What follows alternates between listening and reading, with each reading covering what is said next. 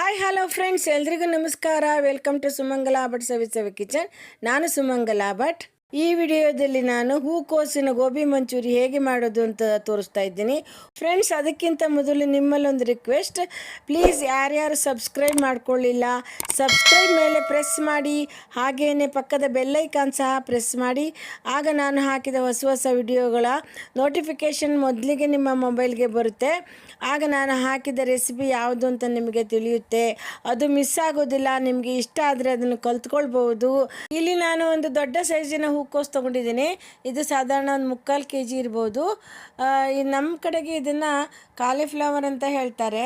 ನೋಡಿ, ಮೊದಲು ಇದನ್ನು ಈ ರೀತಿ ತಿರುಗಿಸಿ ಇಟ್ಕೊಂಡು ಸಣ್ಣ ಸಣ್ಣದಾಗಿ ಕಟ್ ಮಾಡ್ಕೊಳ್ಬೇಕು. ನೋಡಿ, ಈ ಥರ ಸಣ್ಣ ಸಣ್ಣದಾಗಿ ಕಟ್ ಮಾಡ್ಕೊಳ್ಬೇಕು. ಈ ರೀತಿ ಸಣ್ಣ ಸಣ್ಣದಾಗಿ ಕಟ್ ಮಾಡಿಕೊಂಡ್ರೆ ತಿನ್ನಲಿಕ್ಕೆಲ್ಲ ತುಂಬಾ ಚೆನ್ನಾಗಾಗುತ್ತೆ ಫ್ರೆಂಡ್ಸ್. ನನಗೆ ಜ್ವರ, ಥಂಡಿ, ಕೆಮ್ಮಾಗಿ ಗಂಟ್ಲು ಬಿದ್ದಿದೆ. ಮಾತಾಡ್ಲಿಕ್ಕೆ ಸ್ವಲ್ಪ ಕಷ್ಟ ಆಗ್ತದೆ. ಪ್ಲೀಸ್ ಸಹಕರಿಸ್ರಿ. ಎಲ್ಲದನ್ನು ಸಣ್ಣ ಸಣ್ಣದಾಗಿ ಈ ರೀತಿ ಕಟ್ ಮಾಡಿ ಇಟ್ಕೊಳ್ರಿ. ಒಂದು ಪಾತ್ರೆಗೆ ನೀರು ಹಾಕಿ ಅದಕ್ಕೆ ಉಪ್ಪು ಮತ್ತು ಅರಿಶಿನ ಹಾಕಿ ಸ್ಟೋವ್ ಮೇಲೆ ಕುದಿಲಿಕ್ಕೆ ಇಟ್ಕೊಳ್ರಿ. ನೋಡಿ, ಈಗ ನೀರು ಕುದೀತಾ ಇದೆ. ಇದಕ್ಕೆ ನಾವು ಹೆಚ್ಚಿದ ಗೋಬಿಯನ್ನು ಹಾಕ್ಕೊಳ್ಬೇಕು. ಏಕೆಂದರೆ ಆ ಗೋಬಿಯಲ್ಲಿ ಸಣ್ಣ ಸಣ್ಣ ಹುಳ ಇರುತ್ತೆ, ಮತ್ತು ಅದು ಕೆಮಿಕಲ್ ಹೊಡೆದಿರ್ತಾರೆ. ಅದನ್ನೆಲ್ಲ ಕ್ಲೀನ್ ಆಗುತ್ತೆ. ಈ ರೀತಿ ನಾವು ಅರಿಶಿನ ಮತ್ತು ಉಪ್ಪು ಹಾಕಿ ನೀರಲ್ಲಿ ಕುದಿಸಿದ್ರೆ ಅದೆಲ್ಲ ಕ್ಲೀನ್ ಆಗುತ್ತೆ. ಮತ್ತು ಸ್ವಲ್ಪ ಇದು 2 ನಿಮಿಷ ಬೇಯಿಸ್ಕೊಂಡ್ರೆ ಗೋಬಿ ತುಂಬ ಒಳಗಡೆ ಮೆತ್ತಗಾಗಿ ತುಂಬಾ ಟೇಸ್ಟ್ ಬರುತ್ತೆ. ಒಂದು ಪ್ಲೇಟ್ ಮುಚ್ಚಿ ಬೇಯಲಿಕ್ಕೆ ಇಡೋಣ. 2 ನಿಮಿಷ ಕುದ್ರೆ ಸಾಕು ಫ್ರೆಂಡ್ಸ್. ನೋಡಿ, ಇದು ಕುದೀತಾ ಇದೆ. ಹೂಕೋಸು ಸ್ವಲ್ಪ ಬೆಂದಿದೆ, ಇಷ್ಟು ಬೆಂದರೆ ಸಾಕು. ಬೇಯಿಸಿದ ಹೂಕೋಸನ್ನೆಲ್ಲ ಈ ರೀತಿ ಜಾಳಿಗೆ ಬುಟ್ಟಿಯಲ್ಲಿ ಒಂದು ಪಾತ್ರೆ ಅಡಿಗಿಟ್ಟು ಅದನ್ನೆಲ್ಲ ಹಾಕ್ಕೊಳ್ಳೋಣ. ಇದನ್ನು ಒಂದು ಸೈಡಿಗೆ ಇಟ್ಕೊಳ್ಳೋಣ. ನಾನು ಕಾಲಿಫ್ಲವರ್ ಒಟ್ಟಿಗೆ ಈರುಳ್ಳಿ ಸೊಪ್ಪನ್ನು ತಂದಿದ್ದೆ. ಅದನ್ನೀಗ ತೊಳೆದು ಕ್ಲೀನಾಗಿ ಹೆಚ್ಚಿಟ್ಕೊಳ್ಬೇಕು.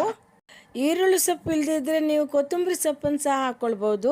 ಈರುಳ್ಳಿ ಗಿಡದಲ್ಲಿ ಮಧ್ಯದಲ್ಲಿ ಇರುವ ಎಳೆ ಎಲೆನೆಲ್ಲ ತೆಗೆದು ಕ್ಲೀನಾಗಿ ತೊಳೆದು ಇಟ್ಕೊಂಡಿದ್ದೀನಿ. ಹಾಗೆಯೇ ಅದರ ಗಡ್ಡೆ ಸಮೇತ ತೊಳೆದು ಇಟ್ಕೊಂಡಿದ್ದೀನಿ. ಈಗ ಗೋಬಿ ಮಂಚೂರಿಗೆ ಬೇಕಾಗುವ ಇಂಗ್ರೀಡಿಯೆಂಟ್ಸನ್ನು ನೋಡೋಣ. ಇದರಲ್ಲಿ 1 ಕಪ್ ಮೈದಾ ಹಿಟ್ಟು ತೊಗೊಂಡಿದ್ದೀನಿ. ಇದು 235 ಗ್ರಾಮ್ ಇದೆ. ಅದೇ ಕಪ್ಪಲ್ಲಿ 1 ಕಪ್ ಕಾರ್ನ್ ಫ್ಲೋರ್ ತೊಗೊಂಡಿದ್ದೀನಿ. ಎಷ್ಟು ಮೈದಾ ಹಿಟ್ಟು ತೊಗೊಂಡಿದ್ದೀನೋ ಅಷ್ಟೇ ಕಾರ್ನ್ ಫ್ಲೋರ್ ತೊಗೊಂಡಿದ್ದೀನಿ. 1 tea spoon red chilli powder, ಅರ್ಧ ಟೀ ಸ್ಪೂನ್ ಕಾಳು ಮೆಣಸಿನ ಪುಡಿ, ಹಾಗೆಯೇ ರುಚಿಗೆ ತಕ್ಕಷ್ಟು ಉಪ್ಪು, ಸಾಧಾರಣ 1 ಟೀ ಸ್ಪೂನ್ ಇರ್ಬೋದು. 1 ಗಡ್ಡೆ ಬೆಳ್ಳುಳ್ಳಿಯನ್ನು ಅದು ಸಿಪ್ಪೆ ತೆಗೆದು ಸಣ್ಣಗೆ ಕಟ್ ಮಾಡಿ ಇಟ್ಕೊಂಡಿದ್ದೀನಿ. 1 ಇಂಚ್ ಶುಂಠಿನ ಸಣ್ಣಗೆ ಕಟ್ ಮಾಡಿ ಇಟ್ಕೊಂಡಿದ್ದೀನಿ. ಸಣ್ಣಗೆ ಕಟ್ ಮಾಡಿದ 1 ಈರುಳ್ಳಿ ಎಲೆ ಮತ್ತು ಅದರಲ್ಲಿರುವ ಈರುಳ್ಳಿಯನ್ನು ಸಹ ಸಣ್ಣಗೆ ಕಟ್ ಮಾಡಿ ಇಟ್ಕೊಂಡಿದ್ದೀನಿ. ಮಧ್ಯದಲ್ಲಿರುವ ಎಳೆ ಈರುಳ್ಳಿ ಸೊಪ್ಪು, ಇಷ್ಟು ಹೂಕೋಸನ್ನು ತೊಗೊಂಡಿದ್ದೀನಿ. 2-3 ಹಸಿಮೆಣಸಿದ್ದು ಸಣ್ಣಗೆ ಕಟ್ ಮಾಡಿ ಇಟ್ಕೊಂಡಿದ್ದೀನಿ. ಮತ್ತು ರೆಡ್ ಚಿಲ್ಲಿ ಸಾಸ್ ತೊಗೊಂಡಿದ್ದೀನಿ. ಮತ್ತು ಸೋಯಾ ಸಾಸ್. ಈ ಸೋಯಾ ಸಾಸ್ ಚೈನೀಸ್ ಫುಡ್ಗೆ ಕಂಪಲ್ಸರಿ ಇರುತ್ತೆ. ಇದನ್ನು ಹಾಕ್ಕೊಂಡ್ರೆ ಒಂಥರ ಟೇಸ್ಟ್ ಬರುತ್ತೆ. ಅದನ್ನು ಸ್ಕಿಪ್ ಮಾಡಬೇಡಿ. ನಂತರ ಟೊಮೆಟೊ ಸಾಸ್ ತೊಗೊಂಡಿದ್ದೀನಿ ಮತ್ತು ಕರಿಲಿಕ್ಕೆ ಎಣ್ಣೆ.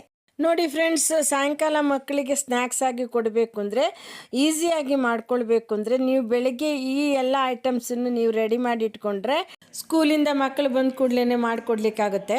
ಈಗ ಕಾಲಿಫ್ಲವರನ್ನು ಕೋಟಿಂಗ್ ಮಾಡ್ಕೊಳ್ಬೇಕು. 1 ಬೌಲ್ಗೆ 1 ಕಪ್ ಮೈದಾ ಹಿಟ್ಟು, 1 ಕಪ್ ಕಾರ್ನ್ ಫ್ಲೋರ್ ಹಾಕ್ಕೊಳ್ಳೋಣ. ರೆಡ್ ಚಿಲ್ಲಿ ಪೌಡರ್, ರುಚಿಗೆ ತಕ್ಕಷ್ಟು ಕಲ್ಲುಪ್ಪು ಹಾಕಿರಿದ್ರೆ ಮೊದಲು ಈ ರೀತಿ ನೀರು ಹಾಕಿ ಕರಗಿಸ್ಕೊಳ್ಬೇಕು. ಹಿಟ್ಟನ್ನು ಈ ರೀತಿ ಸ್ವಲ್ಪ ಸ್ವಲ್ಪ ನೀರು ಹಾಕ್ತಾ ಕಲಿಸ್ಕೊಳ್ಬೇಕು. ಹೂಕೋಸು ಮೇಲೆ ಕೋಟಿಂಗ್ ನಿಲ್ಲಕ್ಕೆ ದಪ್ಪಗೆ ಹಿಟ್ಟನ್ನು ಕಲಿಸ್ಕೊಳ್ಬೇಕು. ನೀರಾಗಿ ಕಲಿಸ್ಕೊಳ್ಬಾರ್ದು. ಮಕ್ಕಳು ರೋಡ್ ಸೈಡ್ನಲ್ಲಿರುವ ಗೋಬಿ ಕಂಡ್ರೆ ಅದನ್ನು ತಿನ್ನಲೇಬೇಕು ಅಂತ ಹಠ ಮಾಡ್ತಾರೆ, ಮತ್ತು ನಾವು ಕೊಡಿಸ್ಕೊಂಡು ಬರಲೇಬೇಕಾಗತ್ತೆ. ಅದರಲ್ಲಿ ಕೆಲವೊಂದು ಹಾನಿಕಾರಕ ವಸ್ತುಗಳೆಲ್ಲ ಇರುತ್ತೆ. ಮಕ್ಕಳು ಆರೋಗ್ಯ ಹಾಳಾಗುತ್ತೆ. ಆದ್ದರಿಂದ ನಾವು ಮನೆಯಲ್ಲೇ ಮಾಡಿಕೊಟ್ರೇ ಅವರಿಗೆ ತುಂಬಾ ಇಷ್ಟನೂ ಆಗುತ್ತೆ, ತುಂಬಾ ಹೊಟ್ಟೆ ತುಂಬಾ ಸಿಗುತ್ತೆ, ಹಾಗೆಯೇ ಹೆಲ್ತ್ ಸಹ ಸಿಗುತ್ತೆ.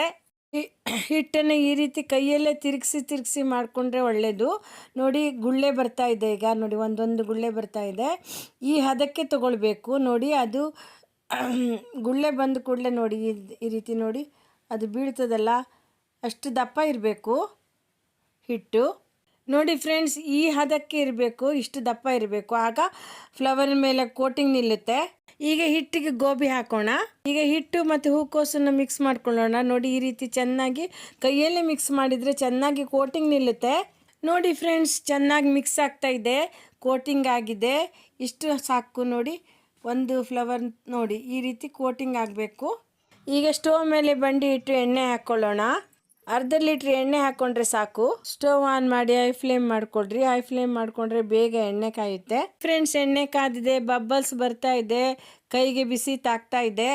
ಕೋಟಿಂಗ್ ಆದ ಹೂಕೋಸನ್ನು ಒಂದೊಂದಾಗಿ ಎಣ್ಣೆಗೆ ಹಾಕ್ಕೊಳ್ಳೋಣ. ಈಗ ಲೋ ಮೀಡಿಯಮ್ ಫ್ಲೇಮ್ ಮಾಡ್ಕೊಳ್ಳೋಣ. ಗೋಬಿನ ಲೋ ಮೀಡಿಯಮ್ ಫ್ಲೇಮ್ನಲ್ಲಿ ಬೇಯಿಸಿದರೆ ಅದು ತುಂಬ ಕ್ರಿಸ್ಪಿಯಾಗಿ ಬರುತ್ತೆ. ಈಗ ಇದನ್ನೆಲ್ಲ ಮುಗಿಚಿ ಹಾಕ್ಕೊಳ್ಳೋಣ. ಒಂದಕ್ಕೊಂದಕ್ಕೆ ಅದು ಅಂಟಿಕೊಂಡ್ರೆ ಒಂದೊಂದಾಗಿ ಸಾವಕಾಶ ಬಿಡಿಸ್ಕೊಳ್ಳೋಣ. ನೋಡಿ, ಈ ಥರ ಬಿಡಿಸ್ಕೊಂಡ್ರೆ ಅದು ಎಲ್ಲದು ಬಿಟ್ಟು ಕೊಟ್ಟುಬಿಡುತ್ತೆ. ನೋಡಿ ಫ್ರೆಂಡ್ಸ್, ಆಗಾಗ ಇದನ್ನು ತಿರುಗಿ ಹಾಕ್ತಾ ಇರಬೇಕು. ನೋಡಿ ಫ್ರೆಂಡ್ಸ್, ಇಲ್ಲಿ ಜಸ್ಟ್ ಅದು ಕೋಟಿಂಗ್ ಆಗಿದೆ. ಜಾಸ್ತಿ ನಾವು ಹಿಟ್ಟನ್ನು ಹಾಕ್ಕೊಂಡ್ರೆ ಬೋಂಡ ಥರ ಆಗಿಬಿಡುತ್ತೆ. ಈ ರೀತಿ ಜಸ್ಟ್ ಕೋಟಿಂಗ್ ಆಗೋಷ್ಟನ್ನೇ ಹಾಕ್ಕೊಂಡು ಈ ರೀತಿ ಫ್ರೈ ಮಾಡ್ಕೊಳ್ಬೇಕು. ಗೋಬಿ ಫ್ರೈ ಆಗ್ತಾ ಬಂತು, ಟರ್ನ್ ಆಗ್ತಾ ಇದೆ ಬ್ರೌನ್ ಕಲರಿಗೆ. ನೋಡಿ ಫ್ರೆಂಡ್ಸ್, ಇದು ಬ್ರೌನ್ ಕಲರ್ಗೆ ತಿರುಗ್ತಾ ಇದೆ. ಎಣ್ಣೆಯಲ್ಲಿರೋ ಬಬಲ್ಸ್ ಎಲ್ಲ ಕಡಿಮೆ ಆಗ್ತಾ ಇದೆ. ಈಗ ನಾವು ಇದನ್ನು ಹೈ ಫ್ಲೇಮ್ ಮಾಡ್ಕೊಳ್ಬೇಕು. ಏಕೆಂದರೆ ಹೈ ಫ್ಲೇಮ್ ಮಾಡಿಕೊಂಡ್ರೆ ಎಣ್ಣೆ ಎಲ್ಲ ಜಾಸ್ತಿ ಬಿಸಿ ಆಗುತ್ತೆ. ಆಗ ಗೋಬಿಯಲ್ಲಿರೋ ಎಣ್ಣೆ ಎಲ್ಲ ಕೆಳಗೆ ಇಳಿದು ಹೋಗುತ್ತೆ. ಲೋ ಫ್ಲೇಮ್ ಮಾಡಿಕೊಂಡ್ರೆ ಅದು ಎಣ್ಣೆ ಎಲ್ಲ ಕುಡಿದು ಬಿಡುತ್ತೆ. ಆದ್ದರಿಂದ ಯಾವುದೇ ಚಕ್ಲಿ ಆಗಲಿ ಯಾವುದೇ ಕರಿದ ಪದಾರ್ಥನ ನಾವು ತೆಗೆಯೋದಕ್ಕಿಂತ 1 ನಿಮಿಷ ಮೊದಲಿಗೆ ನಾವು ಹೈ ಫ್ಲೇಮ್ ಮಾಡಿಕೊಂಡೆ ತೆಗೆದ್ರೆ ಅದರಲ್ಲಿ ಎಣ್ಣೆ ಕುಡಿಯುವುದಿಲ್ಲ.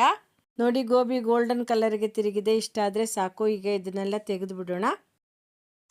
ನೋಡಿ ಫ್ರೆಂಡ್ಸ್, ಯಾವ ಥರ ಕ್ರಿಸ್ಪಿ ಸೌಂಡ್ ಬರ್ತಾ ಇದೆ. ಇಷ್ಟ ಆಗಬೇಕು. ಉಳಿದ ಗೋಬಿಯನ್ನು ಎಣ್ಣೆಗೆ ಹಾಕಿ ಬೇಯಿಸ್ಕೊಳ್ಳೋಣ. ನೋಡಿ, ಇದು ಈಗ ಆಗಿದೆ. ಹೈ ಫ್ಲೇಮ್ ಮಾಡ್ಕೊಂಡಿದ್ದೀನಿ. ಎಲ್ಲದನ್ನು ತೆಗೆದು ಒಂದು ಬುಟ್ಟಿಗೆ ಹಾಕಿ ಇಟ್ಕೊಳ್ಳೋಣ. ಸ್ಟೋವ್ ಮೇಲೆ ಒಂದು ಕಡಾಯಿ ಇಟ್ಕೊಳ್ಳೋಣ. ಅದಕ್ಕೆ ಸ್ವಲ್ಪ ಎಣ್ಣೆ ಹಾಕಿದರೆ ಸಾಕು.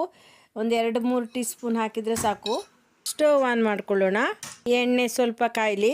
ಎಣ್ಣೆ ಸ್ವಲ್ಪ ಕಾದಿದೆ. ಇದಕ್ಕೆ ಸಣ್ಣಗೆ ಹೆಚ್ಚಿದ ಬೆಳ್ಳುಳ್ಳಿ ಹಾಕ್ತಾ ಇದ್ದೀನಿ. ಸಣ್ಣಗೆ ಹೆಚ್ಚಿದ ಶುಂಠಿ ಹಾಕಿದ್ದೀನಿ. ಈಗ ಇದೆರಡನ್ನು ಚೆನ್ನಾಗಿ ಹುರ್ಕೊಳ್ಬೇಕು. ಮೀಡಿಯಮ್ ಫ್ಲೇಮ್ ಇಟ್ಕೊಂಡು ಫ್ರೈ ಮಾಡ್ಕೊಳ್ಬೇಕು. ಶುಂಠಿ ಬೆಳ್ಳುಳ್ಳಿ ಸ್ವಲ್ಪ ಫ್ರೈ ಆದಮೇಲೆ ಇದಕ್ಕೆ ಈರುಳ್ಳಿ ಸೇರಿಸ್ಕೊಳ್ಳೋಣ. ಈರುಳ್ಳಿ ಸೊಪ್ಪಿನಲ್ಲಿರೋ ಗಡ್ಡೆ ಸಹ ಹೆಚ್ಚಿಟ್ಕೊಂಡಿದ್ದೆ, ಅದನ್ನು ಹಾಕ್ಕೊಳ್ಳೋಣ. ಸ್ವಲ್ಪ ಇದು ಬಾಡೋ ತನಕ ಫ್ರೈ ಮಾಡ್ಕೊಳ್ಳೋಣ. ಸ್ವಲ್ಪ ಫ್ರೈ ಆದಮೇಲೆ ಹಸಿಮೆಣಸು, ಪೆಪ್ಪರ್ ಪೌಡರ್, ಹಾಗೆಯೇ ಈರುಳ್ಳಿ ಸೊಪ್ಪನ್ನು ಹಾಕ್ಕೊಳ್ಳೋಣ. ಅರ್ಧ ಹಾಕ್ಕೊಳ್ಳೋಣ. ಉಳಿದಿದ್ದನ್ನು ಸ್ವಲ್ಪ ಡೆಕೋರೇಷನ್ನಿಗೆ ಇಟ್ಕೊಳ್ಳೋಣ. 2 ನಿಮಿಷ ಮೀಡಿಯಮ್ ಫ್ಲೇಮ್ನಲ್ಲಿ ಚೆನ್ನಾಗಿ ಹುರ್ಕೊಳ್ಬೇಕು. ಈಗ ಚೆನ್ನಾಗಿ ಫ್ರೈ ಆಗಿದೆ. ಇದಕ್ಕೆ 2 ಸ್ಪೂನ್ ಟೊಮೆಟೊ ಕೆಚಪ್ಪನ್ನು ಹಾಕ್ಕೊಳ್ಳೋಣ.